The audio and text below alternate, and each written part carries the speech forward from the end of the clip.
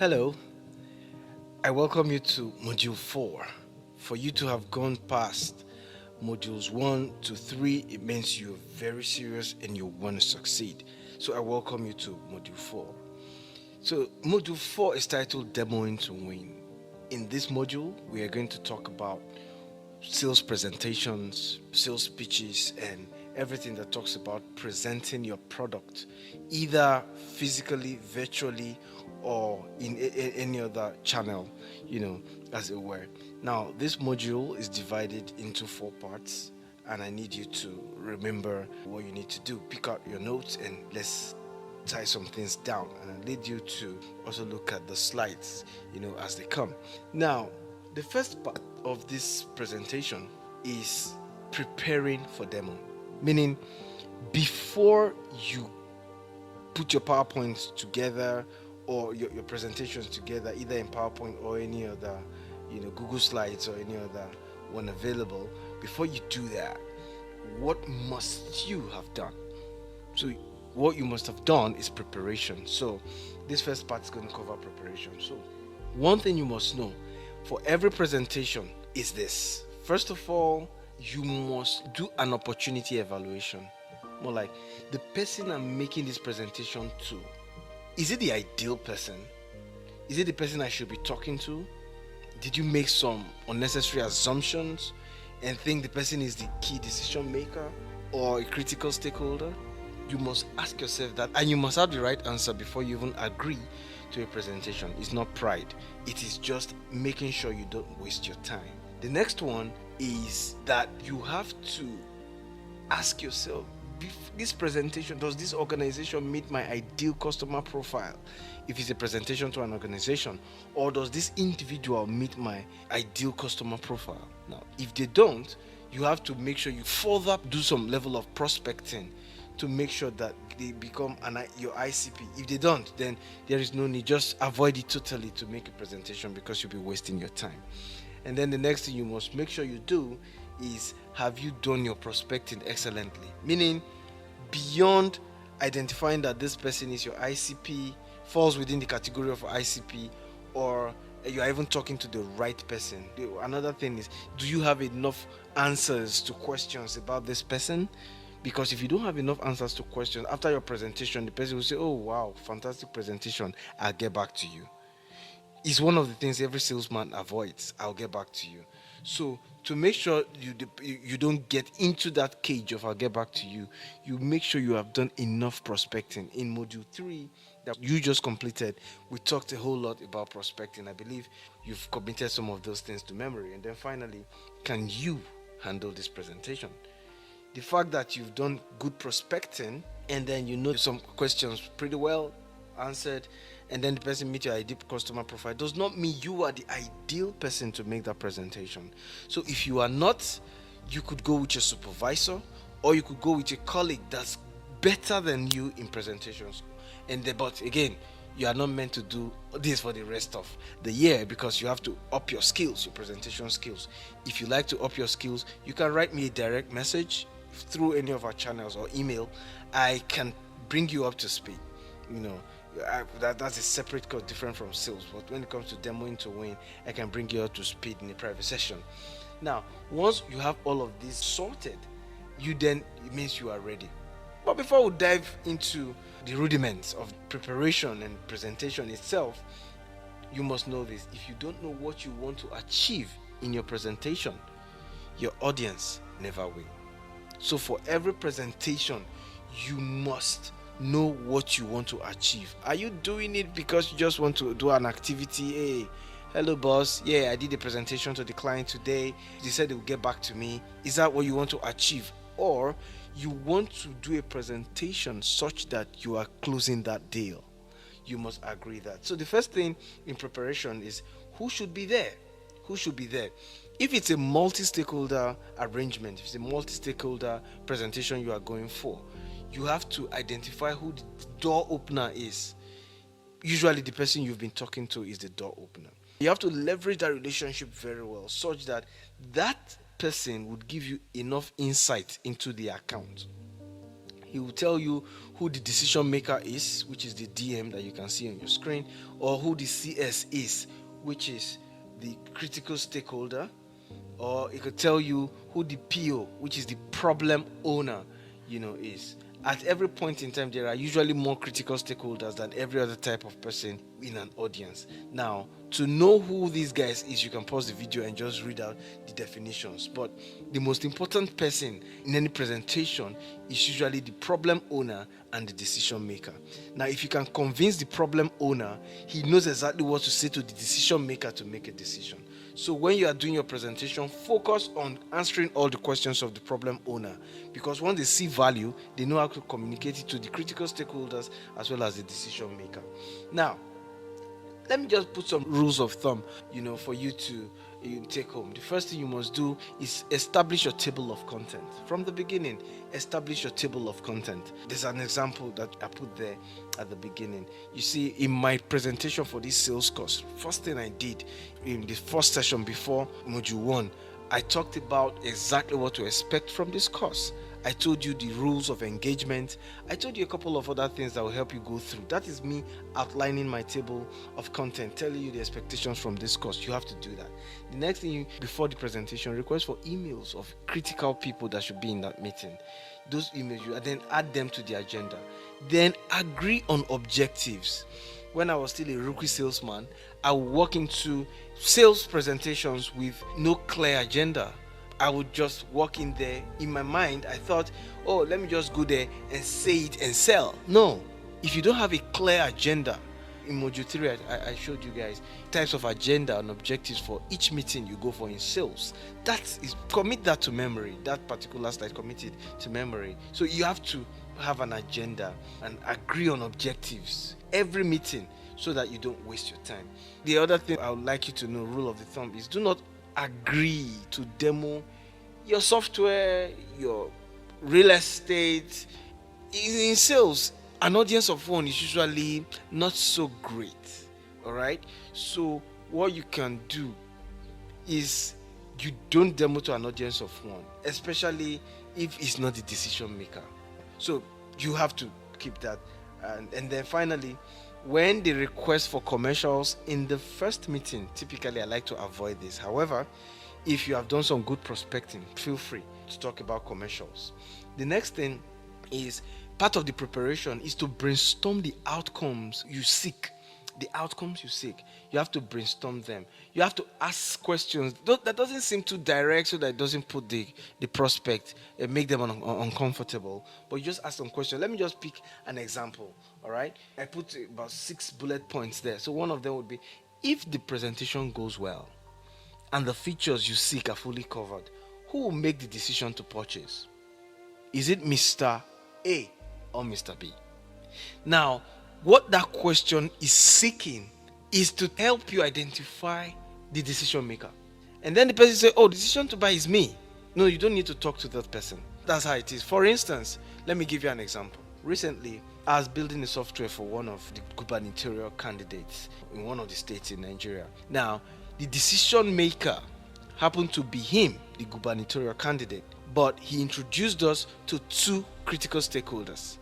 One was his chief of staff and one was the director of fundraising.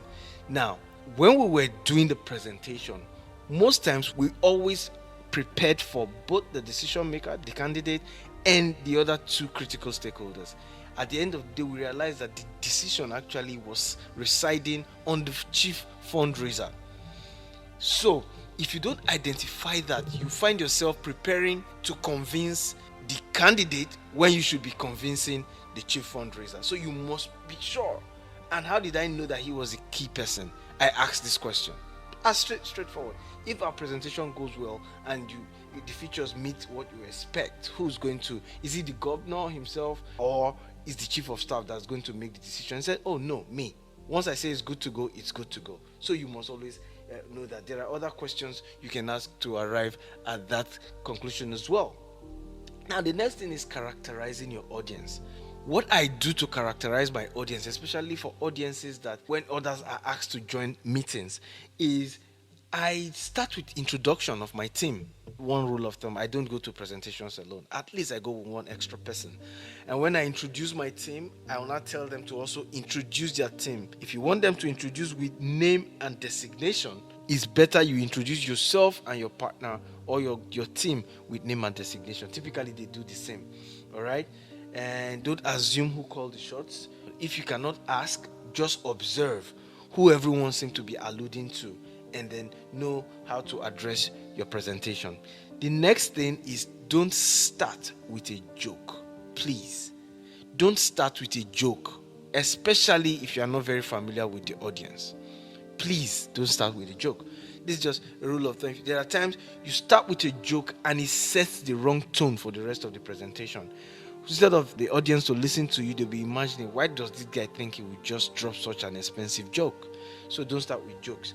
And then finally, another thing I'll pick from here is, always pull the reasonable man tonality. I think I've talked about tonality earlier. The reasonable man tonality that will help to explain how the demo would go, how the presentation would go, and ask them if they are comfortable with that.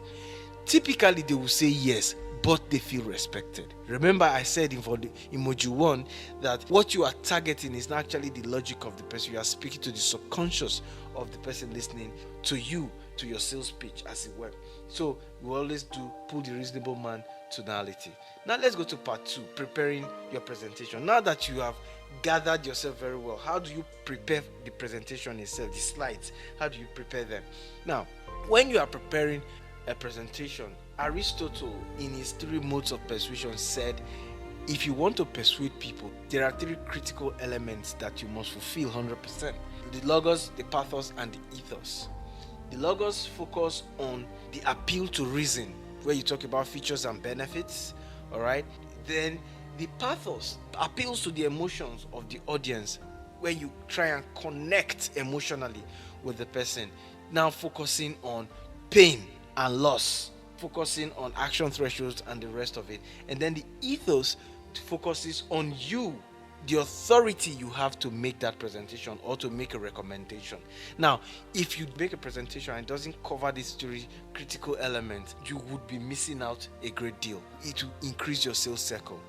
All right, so you have to focus on this. You have to make sure that your presentation appeals to logic, to emotion, and then you have the right person to talk about this. The way you dress can make someone feel you are not the right person. The way you speak, grammatical blunders, and your poise, all of this can make a prospect think you are not the right person to do it. So you have to be sure that you meet these 3. Now, the next thing I'd like to talking about ethos. How do you establish your ethos to make sure that you convince the person's subconscious that you're the right person to do this? There are 6 ways I've identified here. 1 is your knowledge. Show a high knowledge of the industry. Number 2 is your preparation. The person should know that you prepared for that presentation. Just imagine I want to talk about demoing to win and I don't have a proper slide. Or just imagine that I'm forgetting my slide, I'm missing the points. You listening to me will start thinking, does this guy have the requisite experience to even be my sales trainer? So you have to prepare. The next thing is type of questions you asked. Just 2 slides away, I had shown you some certain types of questions. When you ask value-laden questions, people see you for who you are, someone of value. But if you ask shallow questions, things like, after the presentation, Shay, you will not be wasting my time, will you guys buy? If you're asking questions like that, people see you like a shallow person, and then they start doubting your ethos. So when you score low on your ethos, your logos and your pathos would not be able to measure up. So you need to take note of that. The other things is knowing how to phrase their problems. I would give some more details on this in module 6 on negotiations, and then talk about how long you've worked in the industry. Very key. If you've done a year, say that you've done a year. Then you can also say, but I work with a team that has 20 years cumulative experience. So you could leverage on the team you belong to, and then use social proofs. Say things like, an Harvard research said this, or the governor himself in a video clip said this axis of Lagos, of Abuja, of Port Harcourt is developing fast because of ABC, XYZ. You use social proofs to back up what you are saying. Social proofs gives you some level of credibility. And then the next thing, I focused a little bit on social proofs so that when I say social proof, it doesn't sound like a buzzword. Now, a social proof could be an expert stamp of approval, a celebrity endorsement, user testimonials. Those that have bought from you, you should record them. Let them say some sweet things about you. Wisdom of the crowd when everyone is talking about it. Remember during Big Brother, there was this particular real estate company that was all on everyone's face. All of a sudden, they grew their social proof such that if people want to talk about real estate, their name pops up first. The same thing, wisdom of your friends. Talk about friends of that person because you have done some background, some research. His friends that have bought from you. Talk about them in some way, or someone that he's following. So, for instance, let's say a celebrity has bought from you, or someone that's respected has bought from you. Mention the person's name, and then you can also use earned media. Earned media is anything about your company that has been put out there. So, for instance, if you recently won an award, make reference to it. It's an earned media, like Business Day Awards or something. If it's maybe end of year party, and in that party, those that the highest salespeople were rewarded, also mention things like that to show that you are a legit company. And all of these are part of the social proof that I talked about. Now, part of the preparation is for you to know how to play with numbers. All right. Sometimes 1 hour seems to be shorter than 59 minutes, but the truth is 1 hour is longer. Or sometimes 1 dozen seems smaller than 12 cups. Another example could be 60% of Lagos seem smaller than 16 million Lagosians. So if you say 16 million Lagosians have benefited from real estate and say 60% of Lagos, which one sounds more plenty? It's the same thing with 10 kg of water and 10,000 grams of water. When you compare the two, 10,000 grams, although it's 10 kg, sounds a little bit weightier. So learn how to play with words so that you can communicate with value at all times. And then sometimes it's good to know your numbers, play with your numbers. Do not just be like someone who doesn't know anything about the industry. If you are selling real estate in Lagos, know one or two things. What does C of O mean? What does the Gazette mean? What does beacon number? What, all of those things about real estate. You just know those things at the tip of your finger and then play with these numbers. What does the Lagos State government, what has it said about a fourth mainland bridge, for instance, or the Lekki Free Trade Zone, the Dangote refinery, all of those beautiful things. What are they saying about Abuja, about Port Harcourt, about Enugu, Owerri, and all of the places? You need to know those numbers at the tip of your hand. And then value selling is another thing that's key, that's critical in the preparation stage. First of all, you have to know how to merge feature to benefit and then merge it to customer need. For instance, one of the features that your property may have is complete documentation. That's just a feature. But what does it mean to the customer? It removes the stress of going to process your papers at the state secretariat. But exactly in terms of quantifiable, meaningful need does it meet? Is that it saves time, it saves cost, and you are giving the person data. So the real thing that the customer does not want is to waste their time to go to the secretariat to do their documentation. If the land is already documented, then you are saving them time. But you need to learn how to communicate this value to the customer. Don't just say, we have complete documentation. That's anything anybody can say. But you have to communicate it in such a way that they expect. Let's go on to part 3. Part 3 talks about making the presentation. If I were to use a Nigerian slang, the cocoa of the matter is now making the presentation. Having prepared, you need to learn the act of storytelling. If, for instance, look at the screen, that image I put there. I have used this in so many trainings. I just asked them, what does it mean? Some people said, there's a lady at the back, she's scared. Some people said, the lady, there's someone who wants to commit suicide. And then in one of the trainings I had, someone mentioned something that was really extreme. And the person said something sexual. And I was like, oh, wow. So one picture can mean several things to people. So you have to learn the art of storytelling and even using the right graphics. Use, lines, words, rhymes that are memorable, that are attention grabbing. But above all, make sure your story helps you to change the beliefs of the person. So the person thinks that real estate companies are scam companies. You have to say a story where someone thought that way too, but after buying, the person has bought four more times from you because of the value you've brought. You use stories to bring sales to a close. The next thing that's beautiful to use is also metaphors. You can use metaphors to describe something that seems difficult for your audience. Let me use a software for instance. We want to talk about a software that helps put things together. So rather than talk about software that seems like a buzzword, you can just talk about a boat. You are doing a presentation to people in a riverine area. Talk about a boat. That just like the way the boat does ABC, this software does ABC. Straight to the point. So you help them to see things in another way. And then there is a framework here, the HEAT Success Framework. This framework helps you to put your presentation in perspective. It's success with one S. So S, the first S stands for style, the U stands for uniqueness, just as it is, on the screen. Make sure you memorize this so that you can even answer questions as it were. Now, one key thing that happens, if you look at the success framework, style and uniqueness talked about the way you even dress and present yourself.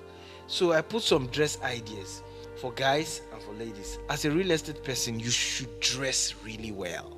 Wearing fake clothes, fake shoes, fake belt, fake wristwatch doesn't augur well. You want someone to buy real estate from you worth 3 million naira and you're wearing a fake watch of 500 naira. It doesn't go well. You should learn to dress well, and I've given some examples there. The styles also go for native attires. Same for guys, and then for ladies too, some dress ideas. Just make sure you look good. Beyond knowing what to say and saying it well, look good so that someone can believe you. Now finally, structuring your demo. To structure your demo, I just put something that can help you. You can just lift this to structure your demo. After introductions, you scope everything, talk about features and benefit, and to handle objections and all of that. That's how you structure the demo. Now, talking about closing the deal, because the demo actually is where you close the deal, so to say, the presentation. One thing I do is measuring the buying temperature. How do you know if this person is going to buy or not? There are things I do. I've mentioned it times without number. I make sure I move them from a place of emotional and logical uncertainty to emotional and logical certainty. This would help you a great deal. I think I've talked too much about this, so no need to describe what these things are again, for you. Now, talking about tonality, you should study this. I gave examples there. Study it and use it. There is the utter sincerity tonality, there's the reasonable man tonality, there is the money aside tonality, and all of that. Implied obviousness, I feel your pain tonality. Use all of them. And then talking about closing the sale, you move to the closer's language. And one of the things you must do is to handle objections in your presentation. I'll talk about objections in the next chapter, but objections are divided into 5 key areas. There are objections for the customer wants to understand, or wants to decide, or wants to delay, or want to satisfy or derail. In each of these, you must handle those objections fair and square so that you don't delay your sales cycle. I just gave some examples here, but let's just move on quickly because there is an entire session on objection handling. So building multi-stakeholder alignment.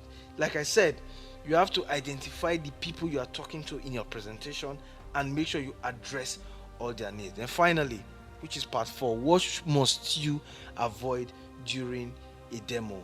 First one is avoid odious self-promotion. Don't talk about yourself too much, more like you know this thing. Don't blame anybody. Don't blame your competitor. Don't talk like you are a critic. All right. The next thing is don't go for a presentation that you have not prepared for. You will fail. All right. Then finally, avoid using a condescending tone on competitor or your colleague that started before or anything. Don't use a condescending tone because all of these things will make the prospect start wondering. All right, I think we've come to the end of the presentation. And just to be sure that you listened very attentively and that you've taken down some notes, there's a quiz that you take. You can use a QR code or click on the link in the course description for chapter 4. You just answer 10 questions and you are good to go. Thank you very much for listening. And this presentation is put together by the Boss Office. Thank you.